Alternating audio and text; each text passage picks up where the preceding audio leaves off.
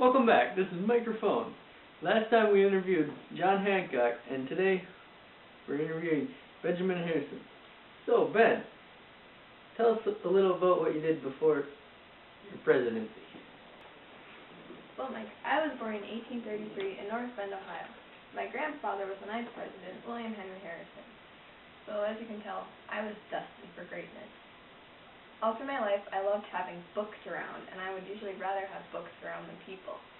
I graduated from Miami University near the top of my class, and then I studied law in Cincinnati. In 1862, during the Civil War, I joined the 17th Regiment of the Indiana Volunteers, and then I eventually rose to the rank of Brigadier General. Well, Ben, what did you do before your life in the presidency?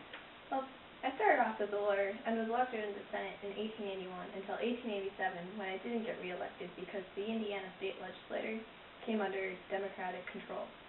So they didn't want any Republicans around like me.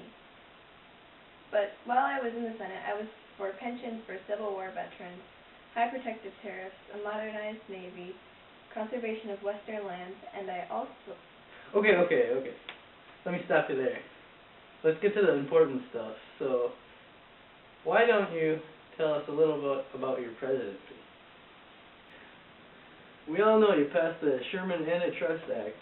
It was the first step into law that stopped the abuse of monopolies and trusts. What other accomplishments are you known for?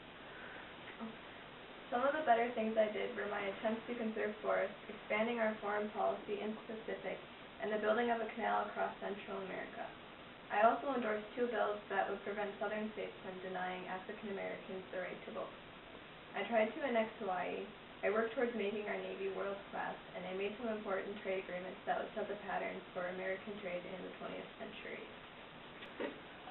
We all know you had a bunch of achievements, so since you were president during the infamous Gilded Age, we have to know, what were some of the challenges you faced during your term?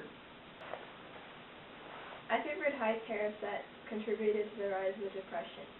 The McKinley tariff imposed high import taxes that were 48% to protect American corporations. I also passed the Sherman Silver Purchase Act, but it nearly depleted the U.S.'s treasury of all of its gold reserves.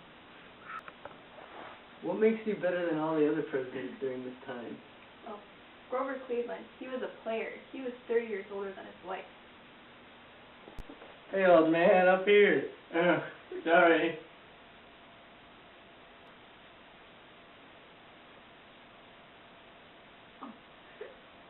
You may now kiss the bride. And James Garfield, he couldn't have been a very good president because he got assassinated. Hey, Garfield, you suck. And William McKinley, he didn't want protection, and he got assassinated too. McKinley, you suck. And Chester Arthur, he was a partier. He liked to stay out until 3 or 4 in the morning, even when everyone else was. We haven't seen each other in a month. When you said you needed space, what? Hey, Arthur, you suck. And Rutherford B. Hayes, he corruptly got into office by promising the Confederate States the way of life before the Civil War. Are you tired of hearing all these black people fight for their freedom? Well, so am I. I feel like it's time to put the black people back in their place. I'm Rutherford B. Hayes, and I approve this.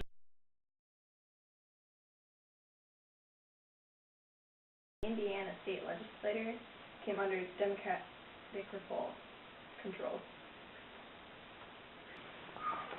So, crap. That's right. We all know you passed the Sherman Antitrust Act. It was the first step into law that stopped the abuse of monopolies and trusts. What other accomplishments are you known for?